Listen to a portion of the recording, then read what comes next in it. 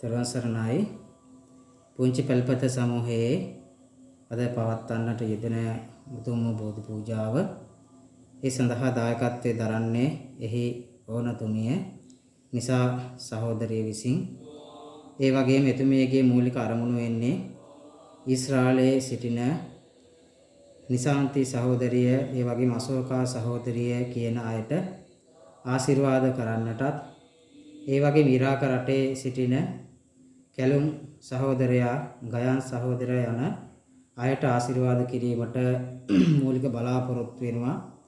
ඉතින් ඒ වගේම සමූහයේ සිටින සියලුම දෙනාට, ඔවුන්ගේ පවුල් වලට සහභාගී වුණ හැම දෙනාටම ආශිර්වාද ප්‍රාර්ථනා කරන මේ බෝධි පූජාව හරහා ඉතින් ඒ අනුව පිළියෙල කරගත්ත මල් පහන් සුවඳ දුම්, උණුපැන් සිසිල් පැන් ගිලන්පස මේ සියලුම පූජාව ඒ භාග්‍යවත් වූ අරහත් වූ සම්මා සම්බුදු රජුන් වහන්සේ දෙසා පූජා කරමි. පූජා වේවා.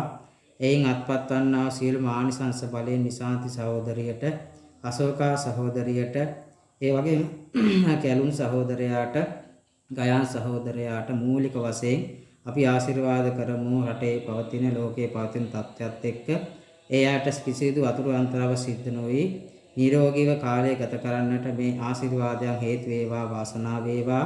ඒ වගේම සමූහයේ සිටින සියලුම දෙනා ඇතුළු පවුල්වල සිටින සියලුම දෙනාට තුනුරුවන්ගේ ආශිර්වාද මේ බෝධි පූජා මගින් ඔබට ප්‍රාර්ථනා කරනවා. තෙරුවන් සරණයි හැම දිනාටම.